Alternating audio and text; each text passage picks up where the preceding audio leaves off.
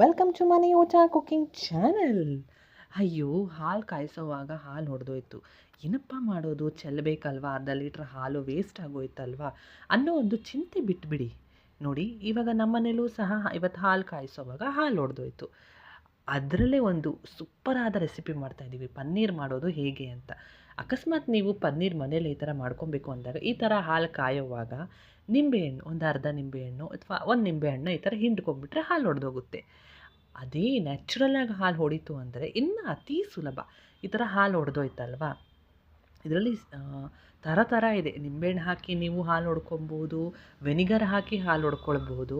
ಇದು ನ್ಯಾಚುರಲಾಗಿ ಹಾಲು ಹೊಡೆದಿರೋ ಹಾಲಿದು.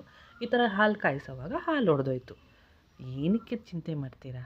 ಒಂದು ಬಟ್ಟೆ ತಗೊಳ್ಳಿ, ಒಂದು ಬೌಲಿಗೆ ಒಂದು ಬಟ್ಟೆ ಹಾಕ್ಕೊಳ್ಳಿ. ತುಂಬ ಈಸಿ.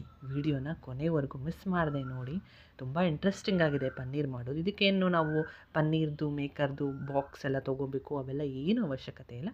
ಮನೆಯಲ್ಲಿರುವ ಸಾಮಗ್ರಿಗಳಲ್ಲಿ ಪನ್ನೀರ್ ಮಾಡ್ಕೊಳ್ಳೋಣ. ಹಾಲು ಹೊಡೆದೋಯ್ತು ಅಂದ ತಕ್ಷಣ ಒಂದು ಬೌಲ್ ತೊಗೊಳ್ಳಿ, ಖಾಲಿಯಾದ ಬೌಲ್. ಸ್ಟವ್ ಆಫ್ ಮಾಡ್ಕೊಳ್ಳಿ. ಹಾಲೆಲ್ಲ ಚೆನ್ನಾಗಿ ಕಾದ ನಂತರ ಅದ್ರ ಮೇಲೆ ಒಂದು ತೆಳ್ಳಗಿರುವ ಒಂದು ಕಾಟನ್ ಬಟ್ಟೆನ ಹಾಕ್ಕೊಳ್ಳಿ. ಕಾಟನ್ ಬಟ್ಟೆನ ಹಾಕ್ಕೊಂಡ್ಬಿಟ್ಟು ಹೊಡೆದಿರುವ ಹಾಲನ್ನ ಅದಕ್ಕೆ ಸ್ಟೇನ್ ಮಾಡ್ಕೊಳ್ಳಿ. ನೋಡಿ, ಈ ಥರ ಕಾಟನ್ ಬಟ್ಟೆನ ಹಾಕ್ಕೊಳ್ಳಿ, ತೆಳ್ಳಕ್ಕಿರಬೇಕು ಸ್ವಲ್ಪ. ಕಾಟನ್ ಬಟ್ಟೆನ ಹಾಕ್ಕೊಂಡ್ಬಿಟ್ಟು ಸ್ಟೇನರ್ ಥರ ಯೂಸ್ ಮಾಡ್ಕೊಬೇಕು. ಇದು ಸ್ಟೇನರ್ ಥರ ಯೂಸ್ ಆಗುತ್ತೆ. ನೋಡಿ, ಈ ಥರ ಹಾಲನ್ನ ಪೋರ್ ಮಾಡಿಬಿಟ್ಟು ಇದರಲ್ಲಿರುವ ನೀರೆಲ್ಲ ಕೆಳಗೆ ಆ ಬೌಲ್ಗೆ ಹೋಗುತ್ತೆ.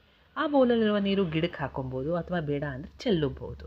ಇದರಲ್ಲೂ ಸ್ವಲ್ಪ ಹಾಲಿನ ಕೆನೆ ಮಿಕ್ಕಿತ್ತು ಅಂದಾಗ ಅದನ್ನು ಚೆನ್ನಾಗಿ ಸ್ಪೂನಲ್ಲಿ ಈಸಿಯಾಗಿ ಈ ಥರ ತೆಕ್ಕೊಳ್ಬಹುದು. ನೋಡಿ, ಈ ಥರ ಎಲ್ಲ ನೀವು ಸ್ಟೇನ್ ಮಾಡ್ಕೊಬೇಕು. ಸ್ಟೇನ್ ಮಾಡಿಕೊಂಡು ಮೇಲೆ ಸ್ಟೇನ್ ಮಾಡ್ಕೊಳ್ಳಿ. ಸ್ಟೇನ್ ಮಾಡ್ಕೊಂಡಿರುವ ಈ ಪನ್ನೀರನ್ನ ನೋಡಿ, ಇದು ಒಂಚೂರೆಲ್ಲ ಬೌಲ್ನಲ್ಲಿ ಉಳಿದಿತ್ತು, ಅದನ್ನೆಲ್ಲನೂ ಚೆನ್ನಾಗಿ ಸ್ಪೂನಲ್ಲಿ ತೆಗೆದುಬಿಟ್ಟು ಹಾಕ್ಕೊಳ್ತಾ ಇದ್ದೀವಿ.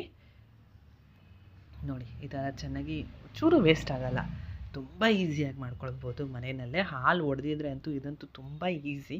ನೋಡಿ, ಈ ಥರ ಸ್ಟೇನ್ ಮಾಡಿಕೊಂಡು ಅದೆಲ್ಲ ನೀರೆಲ್ಲ ಚೆನ್ನಾಗಿ ಫಿಲ್ಟ್ರ್ ಆಗಬೇಕು. ಕೆಳಗಡೆ ಬೌಲ್ಗೆ ಚೆನ್ನಾಗಿ ಶೋಧಿಸ್ಬೇಕು. ನಂತರ ಈ ಬಟ್ಟೆ ತುದಿಗಳಿರುತ್ತಲ್ವ, ಗಂಟು ಹಾಕ್ಕೊಳ್ತೀವಲ್ವ, ಆ ಬಟ್ಟೆ ತುದಿಗಳನ್ನ ಈ ಥರ ಇಟ್ಕೊಂಡು ಗಟ್ಟಿಗೆ ಗಂಟು ಹಾಕ್ಕೊಳ್ಳಿ.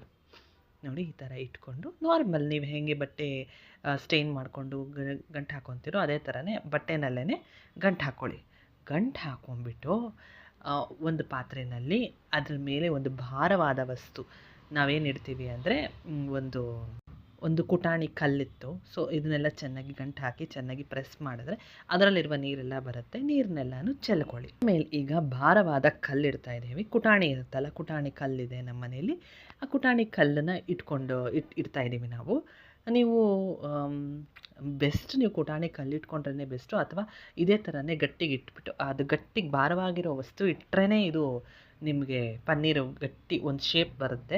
ಸ್ವಲ್ಪ ಪ್ರೆಸ್ ಮಾಡಿಬಿಟ್ಟು ಬಟ್ಟೆನ ಮಧ್ಯಕ್ಕೆ ಒಂದು ಚೂರು ಪ್ರೆಸ್ ಮಾಡಿಬಿಟ್ಟು ಕುಟಾಣಿ ಕಲ್ಲನ್ನ ಇಟ್ಕೊಳ್ತಾ ಇದ್ದೀವಿ. ನೋಡಿ, ಈ ಕಲ್ಲನ್ನ ಅದರ ಮೇಲೆ ಇಟ್ಬಿಟ್ಟು ಮಿನಿಮಮ್ 1 ಅವರ್ ಆರ್ 2 ಅವರ್ಸ್ನಲ್ಲಿ ನಂತರ ತೆಕ್ಕೊಳ್ತಾ ಇದ್ದೀವಿ. ನೋಡಿ, ನಾವು ಆವಾಗಲೇ ಇಟ್ಟಿದ್ದು 1 ಆರ್ 2 ಅವರ್ಸ್ನಲ್ಲಿ ಹಾರಿದ ನಂತರ ಪನ್ನೀರ್ ನೋಡಿ ಎಷ್ಟು ಸಾಫ್ಟಾಗಿ, ಎಷ್ಟು ಚೆನ್ನಾಗಿ ಕೇಕ್ ಥರ ಬಂದಿದೆ ಅಂತ ನೋಡಿದ್ರಲ್ಲ, ತುಂಬಾ ಚೆನ್ನಾಗಿತ್ತು.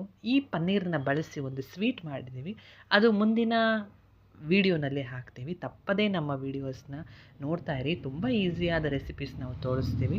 ಒಂದು ಸ್ವೀಟ್ ರೆಸಿಪಿ ಮಾಡಿದ್ದೀವಿ ಪನ್ನೀರನ್ನ ಬಳಸ್ಕೊಂಡು, ಅದು ನೆಕ್ಸ್ಟ್ ವೀಡಿಯೋದಲ್ಲಿ ಅಪ್ಲೋಡ್ ಮಾಡ್ತೀವಿ. ನೋಡಿ, ಎಷ್ಟು ಸಾಫ್ಟಾಗಿರುತ್ತೆ ಅಂದರೆ ಅಂಗಡೀಲಿ ಸಿಗೋ ಪನ್ನೀರಿಗಿಂತ ಮನೇಲಿ ಮಾಡುವ ಪನ್ನೀರ್ ತುಂಬ ಸಾಫ್ಟಾಗಿ ತುಂಬ ಟೇಸ್ಟಾಗಿರುತ್ತೆ. ನೀವು ಮನೆಯಲ್ಲಿ ಈ ಥರ ಟ್ರೈ ಮಾಡ್ಕೊಳ್ಬಹುದು. ನೋಡಿದ್ರಲ್ಲ, ಪನ್ನೀರನ್ನ ಇಷ್ಟು ಈಸಿಯಾಗಿ ಹೊಡೆದಿರುವ ಹಾಲಲ್ಲಿ ಇಷ್ಟು ಈಸಿಯಾಗಿ ಮಾಡಬಹುದು ಅಂತ ತೋರಿಸ್ಕೊಟ್ಟಿದ್ದೀವಿ. ನೀವು ಸಹ ನಿಮ್ಮ ಮನೆಯಲ್ಲಿ ಟ್ರೈ ಮಾಡಿ ನೋಡಿ. ನಿಮಗೆ ನಮ್ಮ ಚಾನಲ್ ಇಷ್ಟವಾದಲ್ಲಿ ಪ್ಲೀಸ್ ಲೈಕ್, ಶೇರ್, ಸಬ್ಸ್ಕ್ರೈಬ್ ಮಾಡಲು ಮರಿಬೇಡಿ. Thank you.